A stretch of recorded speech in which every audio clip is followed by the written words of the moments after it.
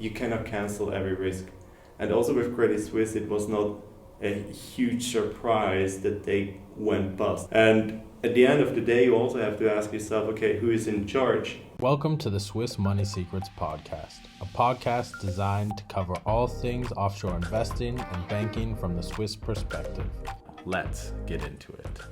So hi and welcome back. We're excited to be back diving into the journey of Swiss wealth management and topics surrounding it. Today's episode is going to be quite interesting, talking about the Bundesrat, the government of Switzerland, essentially giving a report on too big to fail regulations for the Swiss financial markets, especially the banking sectors. That's what it covers.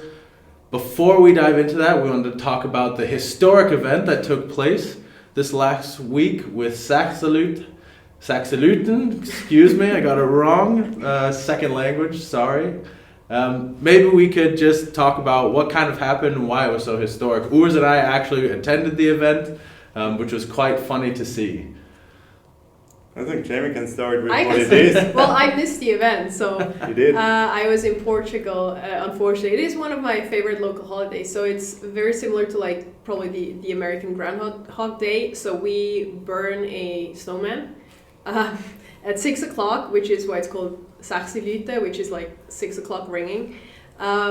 We burn the snowman, there's like horses riding around it, and then depending on how long it takes until its head explodes, that's like an indication of how good the summer is going to be.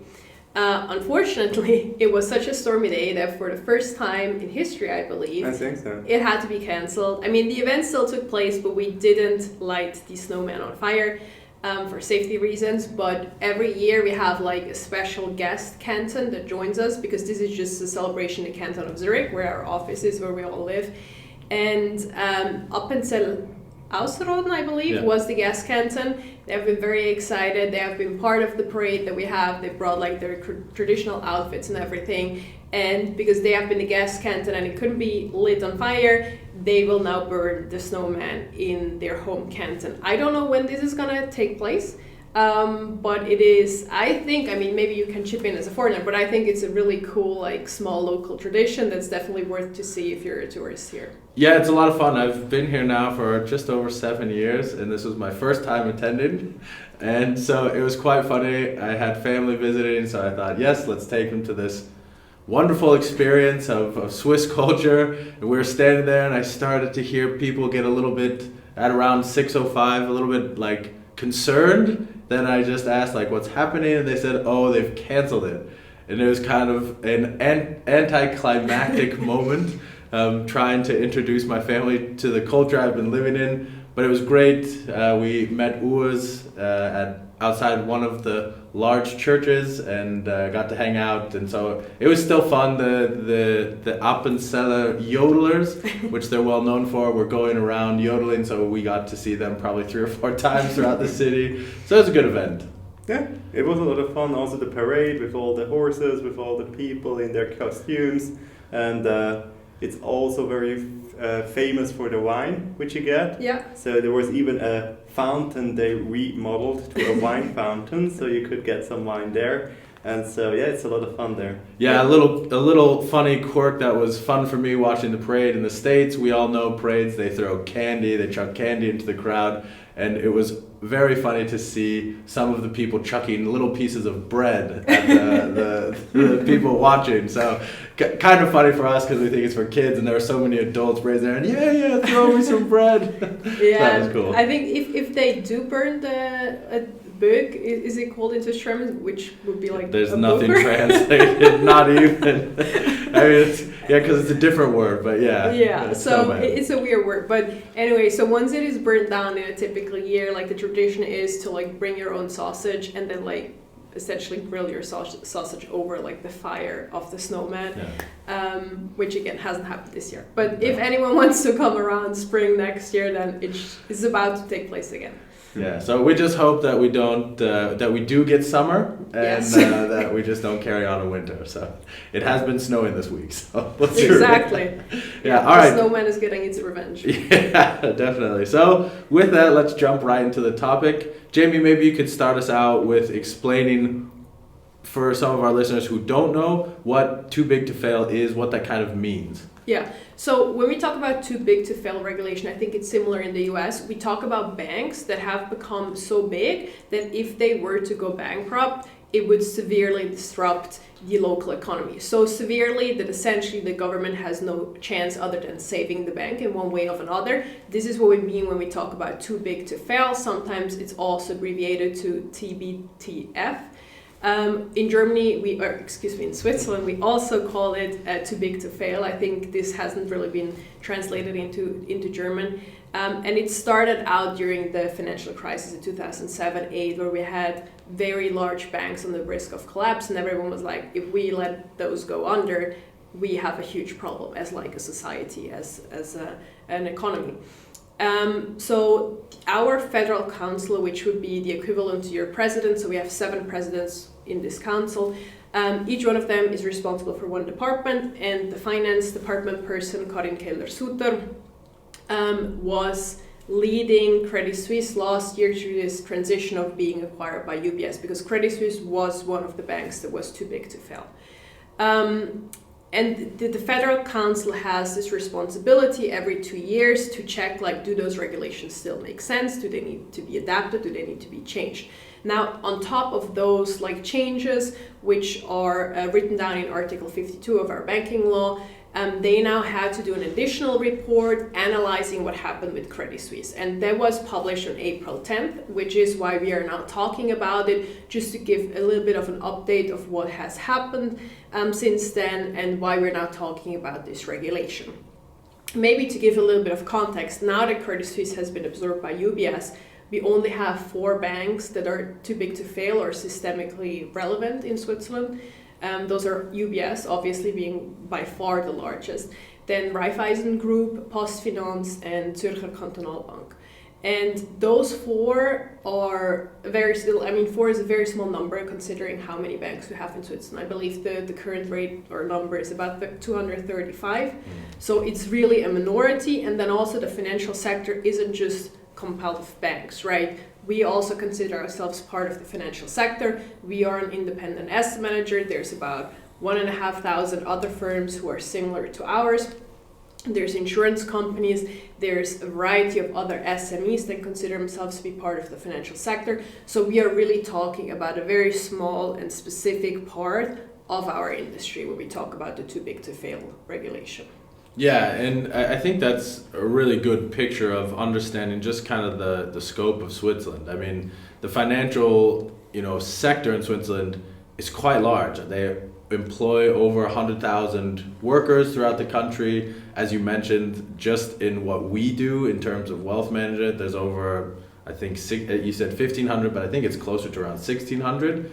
And so you're talking like, yes, this is these 4 banks, and they do hold a huge, I guess, value of that share, but there's so many other strong and, how can I say that,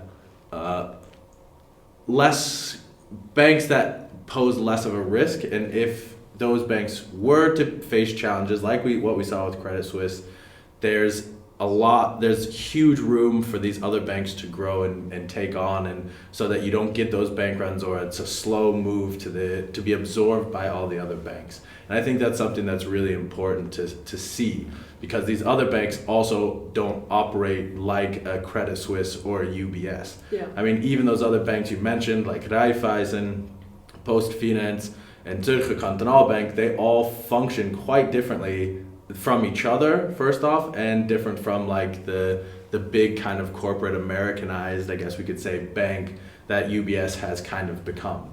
Yeah, and we find it important to talk about it for like financial literacy reasons, because it's an important aspect of the banking world to understand. But we as WHVP, as a company, we don't really work with those huge institutions, because we do like to have companies that are more entrepreneurial, that are more focused on like one niche service that we are looking for, that are family owned and managed. So I'm not saying that large banks are bad per se, not at all. I mean, they also serve a very important function, but we tend to look for different things when we are working with banks. And I think that's the beauty of our ecosystem, is that we have such a huge variety of experts and expertise in so many different institutions, and that you can sort of pick and choose who you want to work with and who best represents your philosophy, your beliefs, your needs.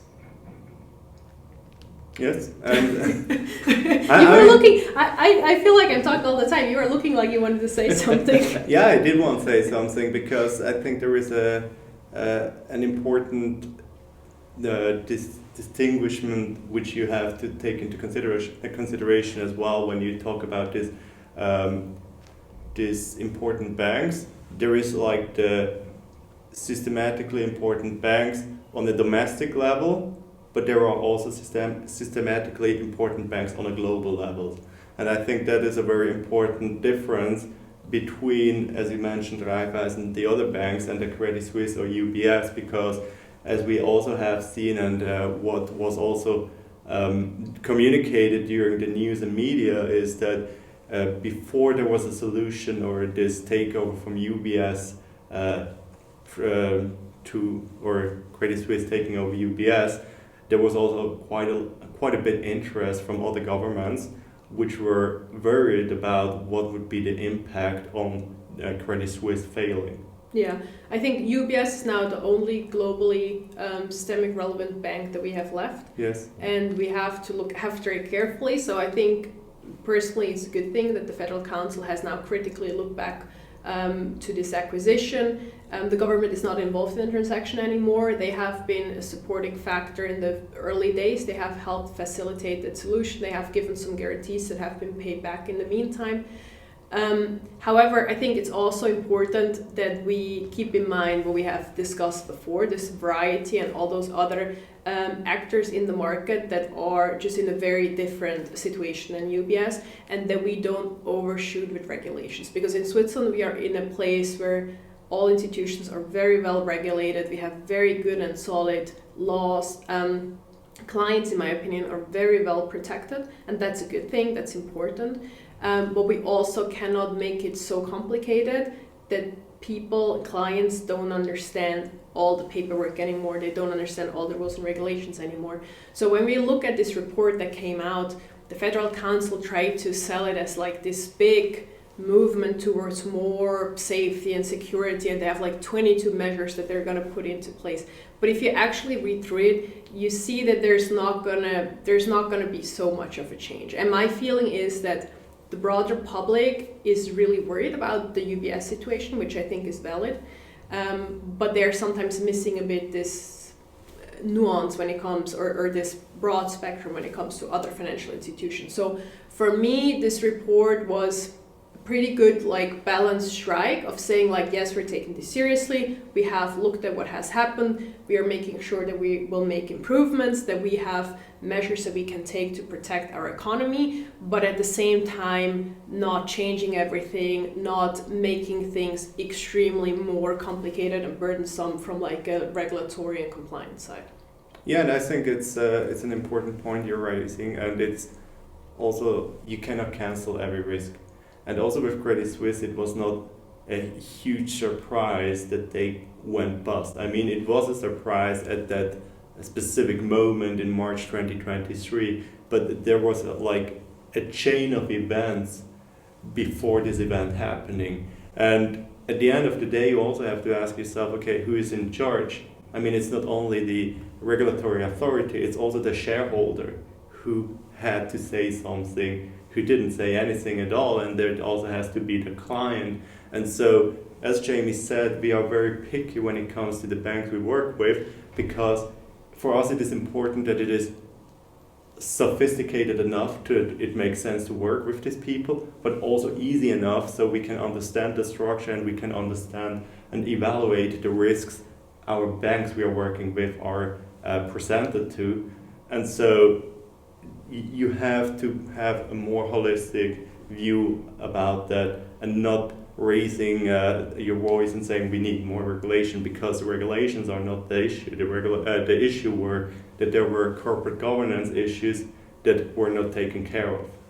Yeah, I think that the larger institutions, you have managers that oftentimes lack integrity. And I think that's something, I mean, we have had conversations about that. You cannot regulate integrity. And I think it's important that as a financial industry, we also show up and show that we have companies that are entrepreneurially run, that are run by people who put their own funds in, that take a huge personal financial risk, that are run by people who have that integrity, who have proper risk management, because they are also like managing their own money with the financial institution.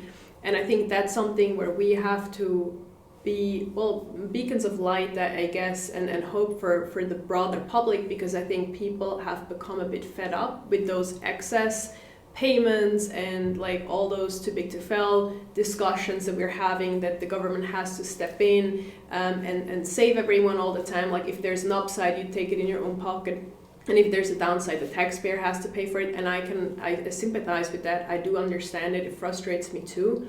But again, this is not all the financial industry has to offer. And I think that's very important to really keep in mind, that the vast majority of all players are doing a very good job. They're paying taxes, they're creating jobs, they create a service that is needed by the economy, that is needed by the society we live in.